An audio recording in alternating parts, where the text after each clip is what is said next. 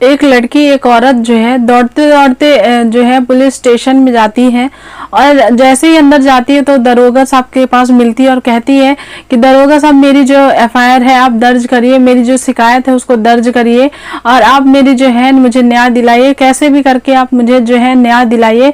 और इतना कह के काफी जोर जोर से रोने लगती है। तभी जो है दरोगा साहब कहते हैं कि बैठिए बैठिए, आप जो है आपको इंसाफ मिलेगा, बिल्कुल न्याय मिलेगा और आप जो है परेशान किसी भी चीज के लिए हैं उसमें आपको बिल्कुल जो है हिम्मत मिलेगी और ये केस जो है वो हम ही देखेंगे, आपकी जो भी समस्या है वो हम ही देखेंगे, आप बस शांति से तसल्ली से जो है वो बैठ जाइए।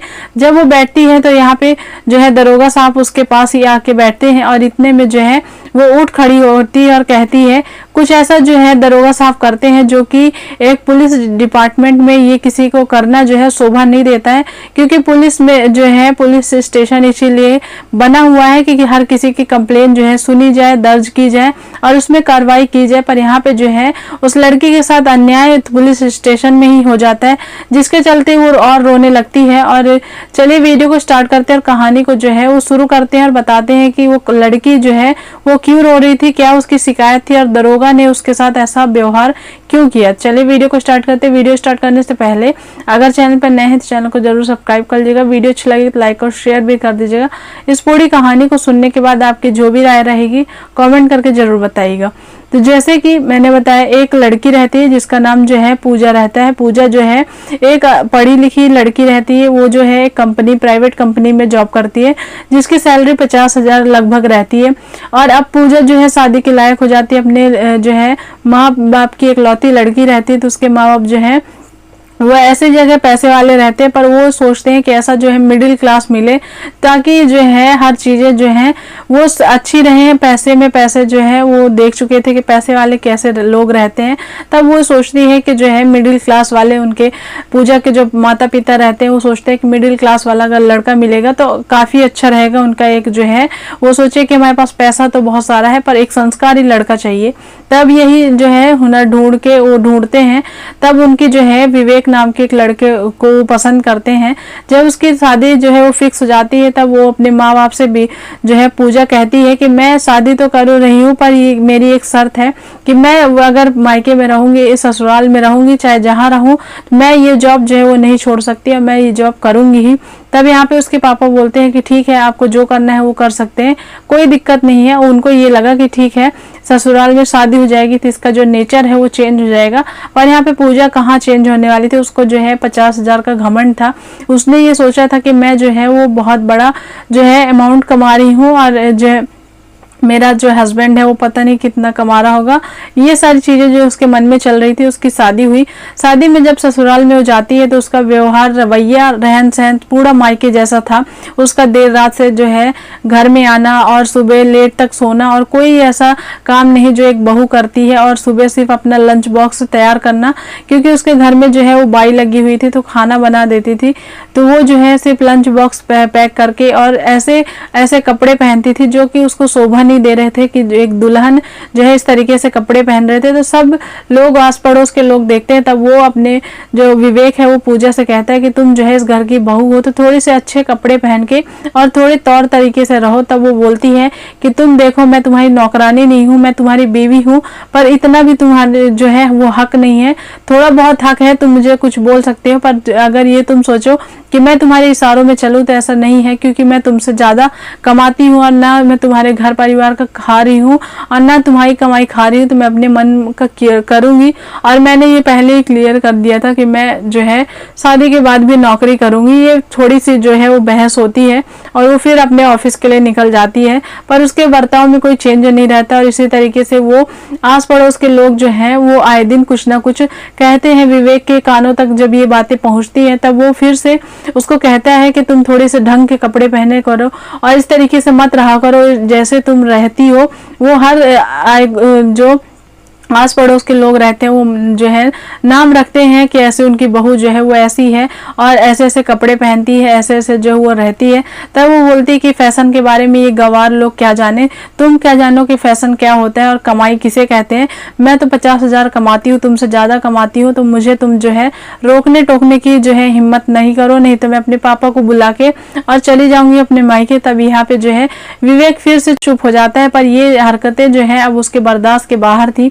एक दिन वो उसके सास से जो है बहस हो जाती है, तभी विवेक पहुंचता है और गुस्से में उसको जो है ऑफिस से वो गुस्से में आता है और जैसे ही उसको देखता है तो एक दो झापड़ जो है वो लगा देता है। इतने में पूजा जो है आग बबूला हो जाती है और फौरन अपने पापा को फोन करती है और कहती है कि मैं इस घर में अब और नहीं रहना चाहती हूँ, मुझे सिर्फ यहाँ से अलग होना है।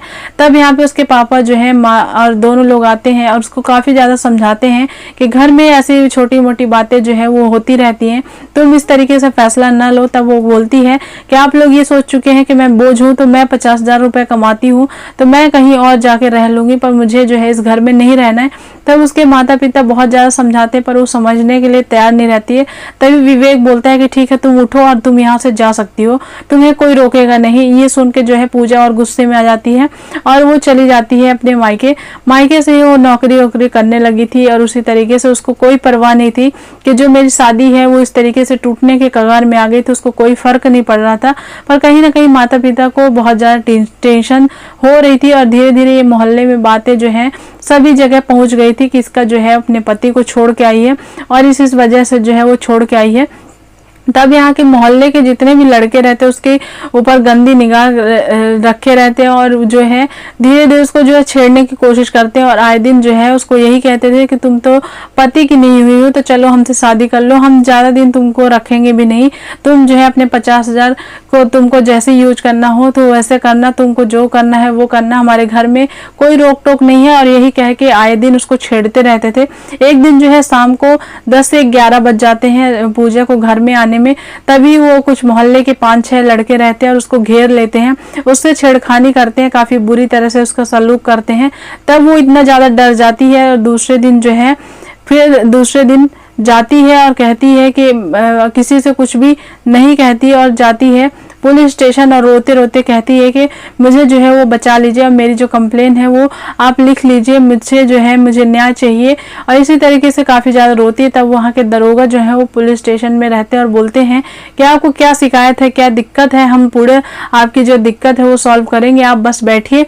जैसे ही वो बैठते हैं तो वो अपनी कुर्सी भी लेके उसको पूजा के बगल में बैठते हैं और कहते हैं कि मैं तो आपकी शिकायत सुन लूंगा पर आप मेरे लिए क्या करेंगी, अगर आप मेरे लिए कुछ करें तब मैं आपकी शिकायत सुनूं। पूजा इतनी होश में नहीं थी कि वो कुछ समझ पाए। तब जो है वो अपनी कंप्लेन जो है वो दर्ज कराती है।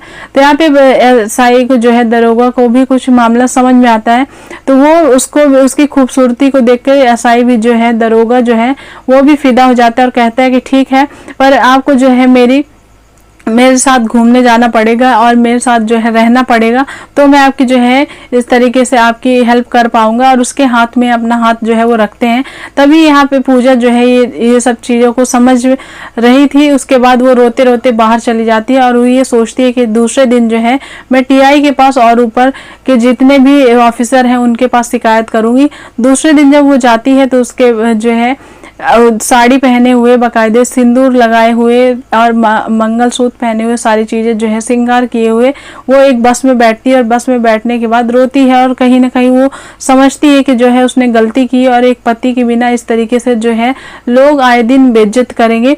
तब यहाँ पे जो है उसके माता पिता जो भी उसको समझाए थे तब उसको धीरे धीरे समझ में आ रहा था, पर वो बैठ चुकी थी बस में और ये सोच रही थी कि जो है एसआई की शिकायत हम करेंगे, दरोगा के जिस तरीके से हरकत किया हुआ है उसको हम जो है टीआई से शिकायत करेंगे। तब यहाँ पे जो है उसी बस में उस विवेक भी बैठा हुआ था, वो गमछा बांधा हुआ था, पर जैसे ही देखता है तो वो सोचता है कि जो पूजा है वो दूसरी शादी कर चुकी है। तब उसके पास जाके बैठता है और कहता है कि और तुमने तो दूसरी शादी भी कर ली और बुलाया भी नहीं।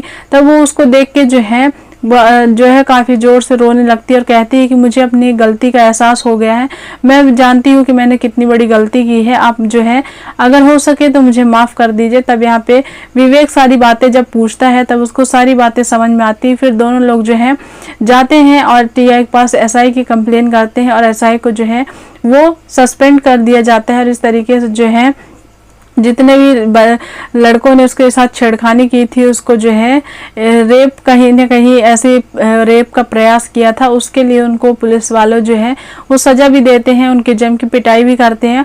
और इस तरीके से दोनों लोग जो हैं वो, पूजा जो है अब वो कहती है कि मुझे अब कोई जॉब की ज़रूरत नहीं है और ना ही मैं जॉब करूँगी, मैं सिर्फ अपने घर में, अपने ससुराल में अपने पति और सास की सेवा करूँगी। और इस तरीके से विवेक जो है, अब विवेक और पूजा की लाइफ जो है वो, मैरिड लाइफ जो है, शादीशुदा ज़िंदगी वो अच्छे ट्रैक में और सुधरी हुई चल रही है। इस तरीके से आपको ये कहानी कैसी लगी कमेंट करके ज़रूर बताइएगा। मिलेंगे एक नए वीडियो में, तब तक के लिए bye bye, thanks for watching, thank you.